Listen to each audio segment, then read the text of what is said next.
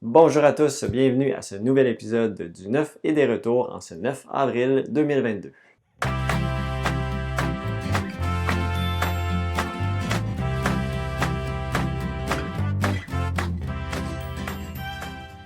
Alors, avant de débuter avec les nouveautés et les retours, je veux juste rementionner de prendre quelques minutes de votre temps pour aller donner votre avis sur la boutique, soit sur la page Facebook, soit sur Google tout simplement. Donc, toujours apprécié d'avoir des avis de votre part et ça aide à faire monter dans les algorithmes la page et dans le fond, donner de la visibilité à la boutique tout simplement. Donc, très apprécié si vous prenez quelques instants pour faire ça. J'aime toujours ça, voir ça aussi, les avis des gens par rapport à la boutique. Donc, et on va juste commencer comme ça, sans plus tarder, avec, on a reçu en version anglaise, The Isle of Cats, Explore and Draw. Donc, l'île des chats, c'est la version Roll and Write. Donc, dans cette version-ci, on va encore avoir un bateau très similaire à remplir avec des pièces de chat. Des chats, des trésors, encore des cartes de points spécifiques. Et comment ça va fonctionner? C'est qu'on va choisir une colonne de cartes et on va toutes résoudre les actions de ces cartes-là dans l'ordre que l'on veut. On va aussi cocher les différentes cartes bleues sur notre espèce de panneau à côté pour faire les points à la fin de la partie.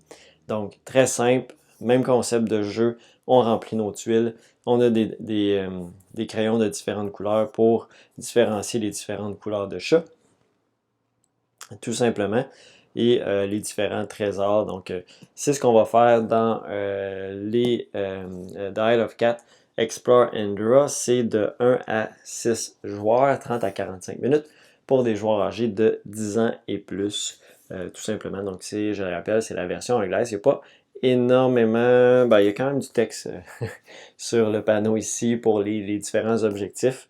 Donc, c'est pas du gros texte, mais il y a quand même du texte en anglais, malgré tout. On a aussi, encore une fois, en version anglaise, il y a une version française qu'on n'avait pas réussi à avoir la première fois, mais qui va s'en revenir aussi également. Quoique c'est un jeu qu'on peut trouver les règles en français facilement et jouer avec cette version-là, vu que c'est seulement des cartes avec du texte. Donc, je vais parler du jeu avant, hein, c'est Tranquillité. Donc, Tranquility, c'est un jeu coopératif dans lequel on va devoir remplir une grille de 6 par 6, donc de 36 cartes, avec des cartes numérotées de 1 à 80. Et on ne peut pas se parler.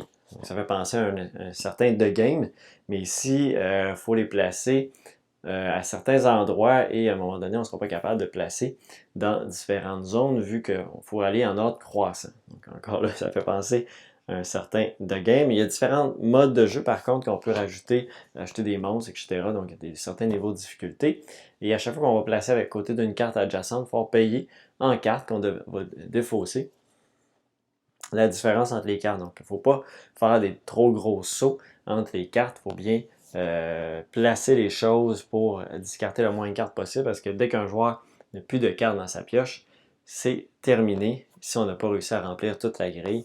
Donc ici, 1 à 5 joueurs, 20 minutes par partie, environ des joueurs de 8 ans et plus pour Tranquility, tranquillité. Bureau of Investigation, enquête à Arkham et autres contrées, donc bureau d'investigation, c'est la version française ici, même si le titre est en anglais. C'est un jeu dans lequel on va être, en fait c'est un jeu basé sur les jeux Sherlock Holmes, Détective Conseil, peut-être que vous connaissez déjà avec des gros livres d'enquête, etc. On reprend un peu le même principe ici avec 5 enquêtes, mais dans l'univers Lovecraft, donc l'univers fantastique. Et on va devoir justement résoudre ces 5 enquêtes-là. Il a amélioré quand même le système pour aller rechercher dans le livre, etc. On peut faire des entrevues, on peut aller faire d'autres éléments, un petit peu, mais ça reste quand même narratif, où on va prendre des décisions, aller dans les différents numéros. On a une grosse carte aussi de la ville. Donc ça va être quand même dans le même concept de jeu que les Sherlock Holmes, mais amélioré À mon avis, ça me semblait ça à ce que j'ai vu dans les vidéos. Je ne l'ai pas essayé encore de mon côté. C'est pour 1 à 8 joueurs, 14 ans et plus. Environ 90 minutes par partie. Donc, je te le rappelle, il y a 5 enquêtes dans la boîte ici de Bureau of Investigation, enquête Arkham et autres contrées. Ensuite de ça, c'est beaucoup des extensions qu'on a reçues. Donc, la nouvelle extension Marvel Champion, Sinistre Motivation ou Sinister Motive. Donc, on a les deux, version anglaise, version française, pour le fameux jeu de cartes Marvel Champion. Donc, ici, on rajoute 2 paquets héros préconstruits, donc Spider-Man et Ghost Spider. Et on a aussi 5 scénarios dans cette boîte-là. Donc, on a L'Homme de Sable, Docteur Octopus, Venom et Mysterio. Donc, il m'en manque un, mais on en est supposé en avoir 5. Ouais, 5 scénarios avec ces 4 personnages-là, donc tout simplement. Donc, c'est la boîte Spider-Man avec ses Nemesis. Donc, ici, avec Sinistre Motivation pour Marvel Champion. On a aussi reçu Horror Arkham, le jeu de cartes, l'héritage de Dunwich, l'extension campagne, donc en anglais et en français. Ici, c'est la boîte française. J'ai aussi la boîte anglaise disponible. Quoique non, la version anglaise, je pense que la dernière est partie ce matin.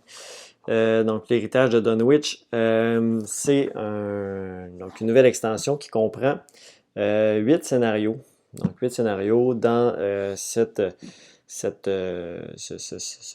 campagne-là de 1 à 4 investigateurs qui vont pouvoir jouer ces scénarios-là, tout simplement. Donc, si vous êtes des amateurs du jeu, sachez que c'est arrivé. Je sais que c'était dans la nouvelle version, parce qu'avant, c'était tous des petits paquets à part. Donc là, ici, vous avez tout regroupé ensemble, tout simplement. Donc, 1 à 4 joueurs, c'est coopératif, cette extension-là, comme tout le jeu, bien évidemment, et c'est 45 minutes par joueur. À bien comprendre. On a également reçu The Hide of Cat en anglais, ainsi que les extensions Kittens and Beasts. Donc, Kittens and Beasts, ça rajoute, comme ça le dit, les chatons et les bêtes, tout simplement. Donc, des nouvelles tuiles de différentes fonctions avec trois modules d'extension, donc les chatons, les bêtes et les événements qu'on va rajouter dans ce module pour l'île des chats en version anglaise. Et on a aussi l'extension des bateaux, donc Boat Pack. Donc ici, ça rajoute des nouvelles tuiles de bateaux, donc pour varier vraiment les parties, avoir vraiment des configurations différentes, tout simplement. C'est pas mal ça que ça rajoute, tout simplement, dans cette extension-là, des nouvelles tuiles de bateaux pour jouer encore là de 1 à 6. C'est pas indiqué, mais ça devrait être le cas, ouais. 6 nouvelles tuiles de bateau, tout simplement. Donc, recto, verso, pour avoir... en fait, non, c'est plein de bateaux différents qu'on va avoir dans cette nouvelle boîte-là de l'île des chats Boat Pack. Ensuite, on a quelques retours. Le retour, il y a longtemps, je le réattendais pour la boutique, parce que c'est un jeu que j'aime bien proposer. Bananagram en français, donc Bananagram, petit jeu de mots de rapidité dans lequel on va devoir faire une grille de mots croisés avec les lettres qu'on récupère dans la partie. Et à chaque fois qu'on termine de placer toutes nos lettres, on va dire banané ou quelque chose comme ça. On va aller récupérer, tout le monde va récupérer une lettre dans le milieu. Lorsqu'il n'y a plus de lettres dans le milieu, c'est le premier à avoir terminé sa grille au complet. Et on peut toujours réarranger nos choses, on peut repartir à zéro. Donc c'est vraiment un jeu de vitesse de faire des mots croisés, etc. Pour Bananagram, pour les amateurs de ce style-là, avec bien sûr la composante vitesse dans tout ça pour Bananagram. Donc c'est de retour. On a aussi le retour de Stratego. Spies and Lies en version multilingue. C'est un jeu dans lequel on va avoir du bluff, On va tenter de pousser le petit marqueur d'influence vers le camp adverse et ça va fonctionner. Dans le fond, on va avoir une piste de chaque côté des joueurs. Quand on arrive au bout, on peut avancer. Il y a des cartes qui vont faire avancer directement le marqueur dans le milieu. Et il y a vraiment un aspect tactique d'essayer de découvrir quelle carte a joué l'adversaire. On va avoir des indices pour ça. Si on réussit à trouver les bonnes cartes qu'il a jouées, ça les désactive. Sinon, il fait ses effets.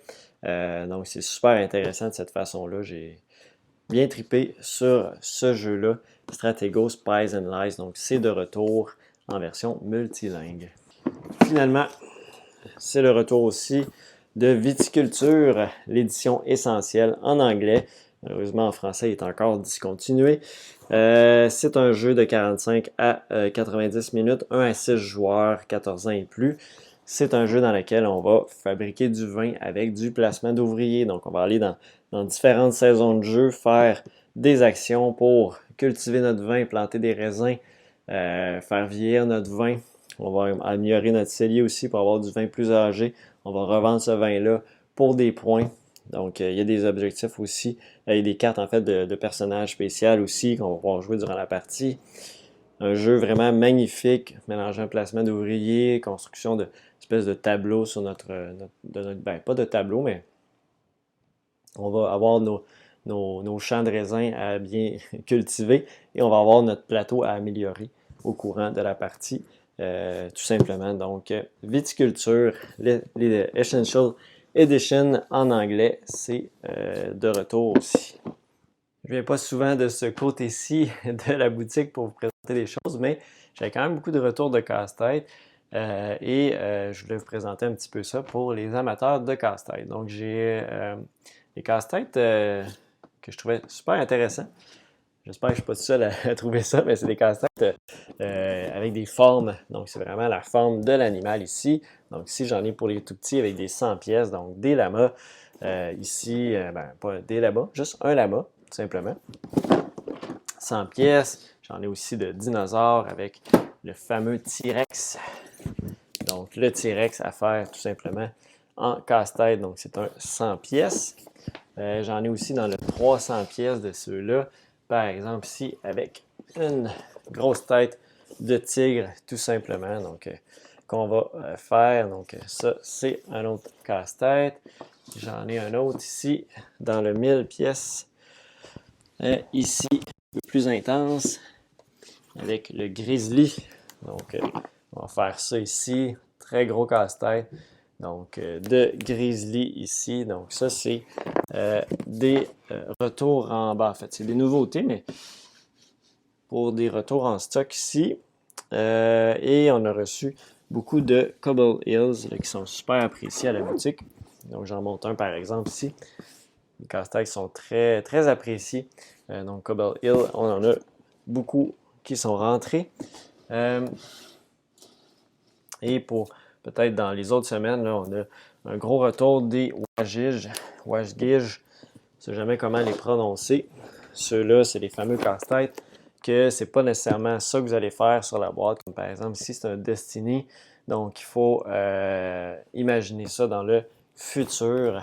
Donc, on va avoir tous les personnages qui vont avoir grandi dans le futur, tout simplement. Donc, on va avoir des indices dans la boîte, mais ce ne sera pas ça qui va donner au final. Donc, on l'a un petit peu à l'exemple ici avec les voitures. C'est un marchand de voitures dans le passé et on voit dans le futur, ça c'est le casse-tête qu'on va faire.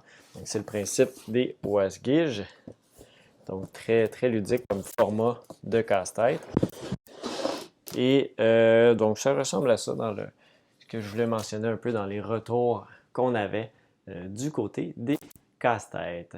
Alors, du côté de la promotion de la semaine, on retrouve Origin First Builder en version française à 78,99. C'est un jeu dans lequel on va développer notre civilisation, dans lequel on va ajouter des tuiles de bâtiments à notre ville principale. On va également utiliser des dés, des conseillers pour aller faire les différentes actions ici du plateau principal. Il y a une fonction aussi que il va falloir avoir des dés qui fonctionnent avec ce qui est demandé. Donc, plus l'action va être faite, plus ça va coûter des conseillers qui sont forts en niveau pour aller aux différents endroits. On va aussi avoir de la bataille ici sur le plateau principal, dans l'espèce d'arène. Donc, plus on est loin, plus on est en avance sur les autres joueurs, plus on va faire de points à chaque fois qu'on fait des combats. On va avoir les 3 pistes de Zodiac dans lesquelles on va faire les points pour nos pistes les 2 plus basses à la fin de la partie. Et on va avoir aussi des effets bénéfiques quand on est en avance, donc selon les différents signes de Zodiac durant la partie. On va avoir aussi des constructions de tours qu'on va faire et on va aussi avoir des tours dans le fond qu'on va faire sur notre plateau à nous et qu'on va faire des points en fonction des dés qu'on va avoir mis dans les constructions. Lorsqu'on complète un district, on va pouvoir placer des dés et ça va multiplier par la hauteur des tours qu'on a réussi à construire. On va aussi faire des points lorsqu'on réussit à compléter des districts avec les bonnes couleurs de tuiles, tout simplement. On va aussi avoir des conseillers qui vont passer à plus que des conseillers, je n'ai peut-être pas le bon terme, mais qui vont donner des points également à la fin de la partie. Donc, toutes sortes de choses qu'on va pouvoir faire dans Origin First Builder.